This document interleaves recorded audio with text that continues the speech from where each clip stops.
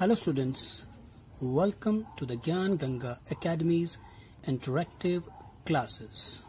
यह हमारी हिंदी की पाठ्य पुस्तक रिमझिम भाग 2 है और आज का जो हमारा टॉपिक है वो है फाइनल ईयर एग्जामिनेशन में आने वाले सिलेबस का रिवीजन। और इसमें आपके 3 पाठ आने वाले हैं, जिनमें सबसे पहले है पाठ 13 सूरज जल्दी आना। ये एक कविता है जो कि हमें बता रही है कि सर्दियों का समय है और हर जगह कोहरा फैला हुआ है और धूप जल्दी आओ और हम सबको गर्मी दो। ये जो कोहरा है यहीं पर आकर टिक गया है।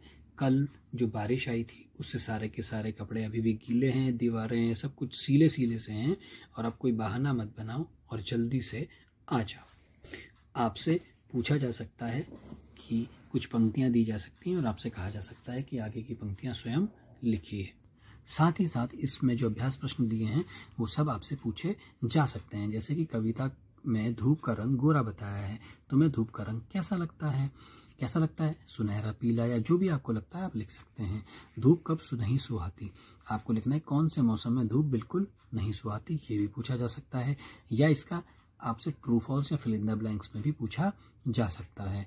जब तुम धूप से बचने के लिए क्या क्या करती हो, अगर तुम्हें धूप लगती है तो क्या क्या करते हैं, उसके बारे में आपसे पूछा जा सकता है।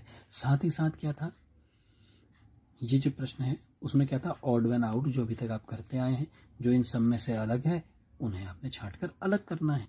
फिर ये प्रश्न था, अगर धूप ना हो तो क्या होगा, अगर हवा ना हो तो क्या होगा, अगर पानी ना हो तो क्या होगा, अगर पेड़ पौधे ना हो तो क्या होगा।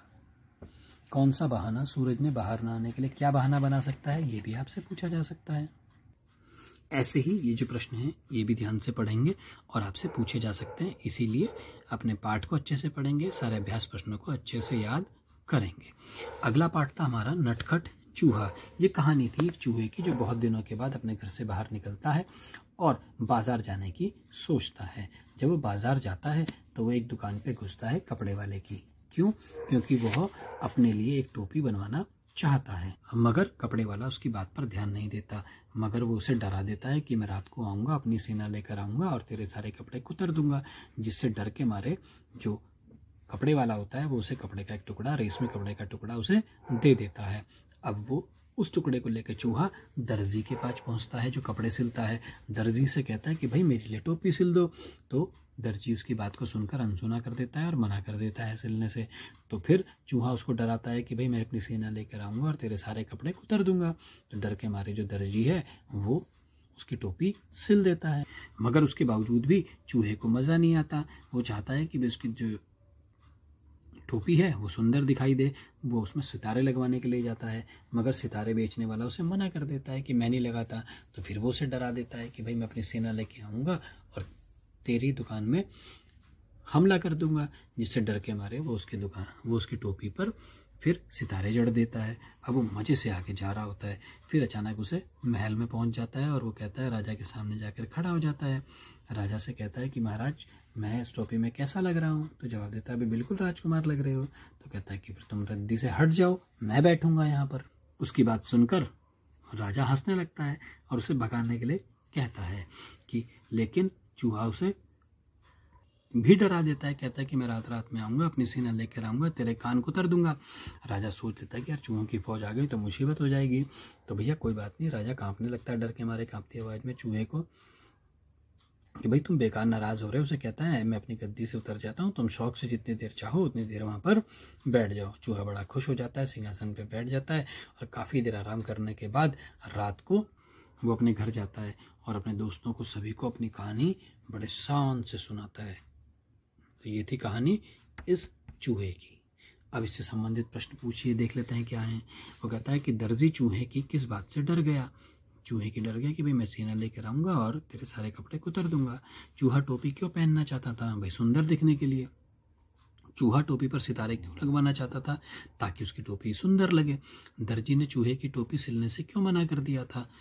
उसने सोचा कि भाई जानवर भी कोई टोपी वगैरह पहनते हैं, ये खाली ऐसी ही मस्करी कर रहा होगा, इसलिए उसने उसकी बात पर ध्यान नहीं दिया होगा। उसके बाद पहले क्या हुआ ये भी पूछा जा सकता है आपसे। उसके बाद तुम्हारी समझ से बारिश के मौसम में ऐसा क्या हुआ कि चूहा अपने बिल से नहीं निकल पाया। हर जगह पानी पानी कीचड़ कीचड़ होता है, जिसकी वजह से चूहा नहीं निकल पाया होगा। क्या तुम्हें भी चूहा नटखट लगा? क्यों, बिल्कुल हमें भी चूहा नटखट लगा, क्योंकि वो तो सभी की नाक में दम कर दिया था उसने।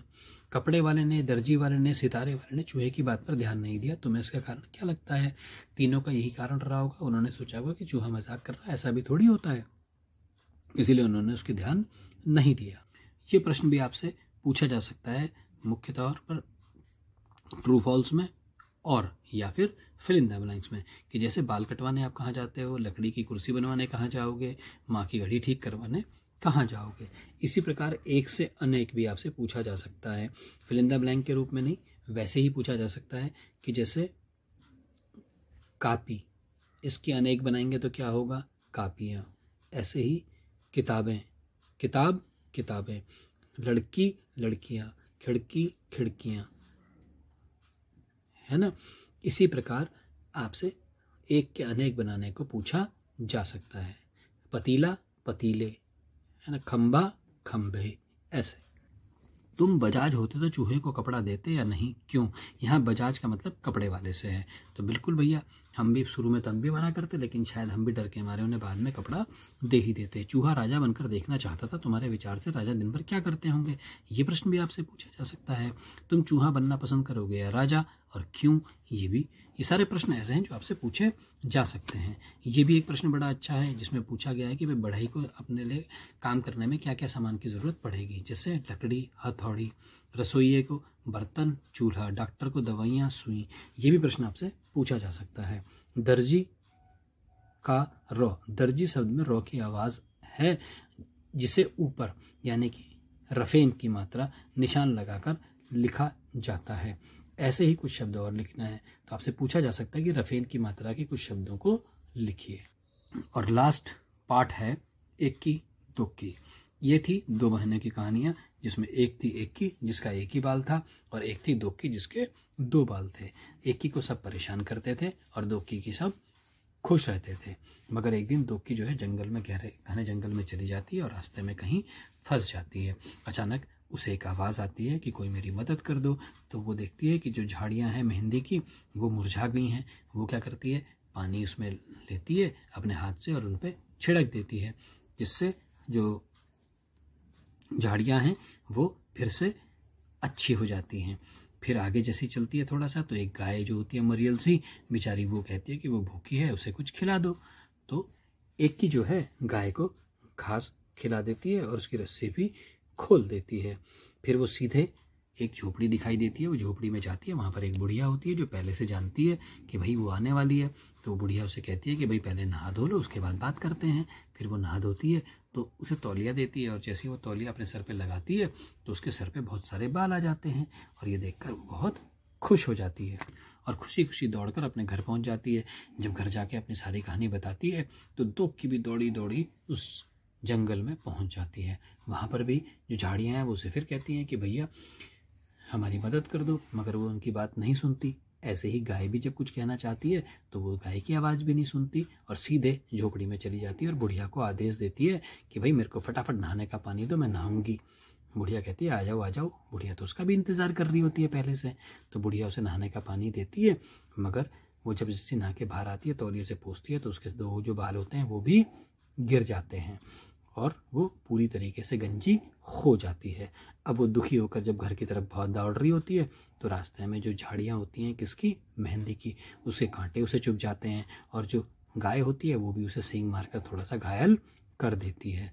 और जब वो घर पहुँचती है तो वो देखती है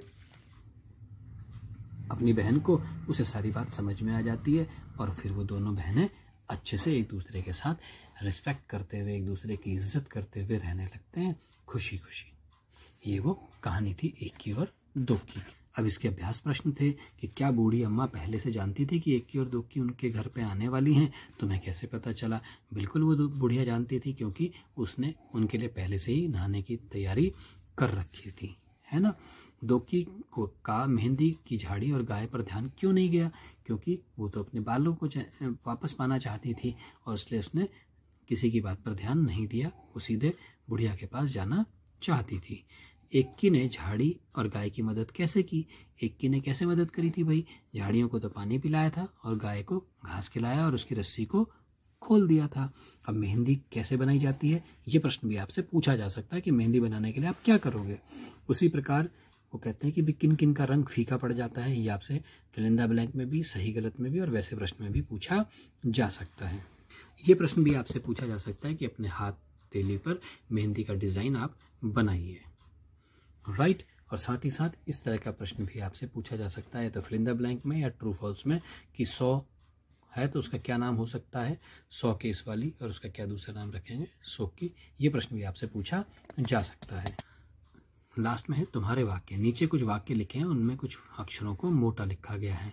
अब इनके आपने अपने आप ही कोई वाक्य बनाकर क्लास में बताने हैं। जैसे जंगल में चारों तरफ सन्नाटा था, तो इसका क्या होगा कि सर के क्लास में आते ही सन्नाटा हो जाता है। सन्नाटा मीन्स बिल्कुल चुपचाप, कोई आवाज़ नहीं होना। बाबा को सोचने की फुर्सत ही कहाँ, काम पर जो उलझे रहते हैं। तो फुर्सत का मतलब क्या है कि घर में माँ को बिल्कुल भी फुर्सत नहीं होती, वो दिन भर काम में लगी रहती हैं। वह सरपट घर की तरफ दौड़ चली। सरपट, सरपट का क्या होगा कि गाड़ी सरपट स्टेशन से निकली। मेहंदी की झाड़ियाँ मुरझा गई थी, तो मुरझा तो क्या कहेंगे, मैंने कल पेड़ से गुलाब तोड़ा जो बाद में मुरझा गया। तो इस तरह के वाक्य बनाने को भी आपसे पूछा जा सकता है।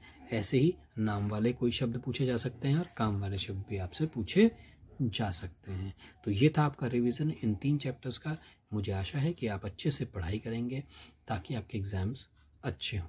आज के लिए इतना ही। Take care, good day. I hope you enjoyed our video. Thanks for being with us.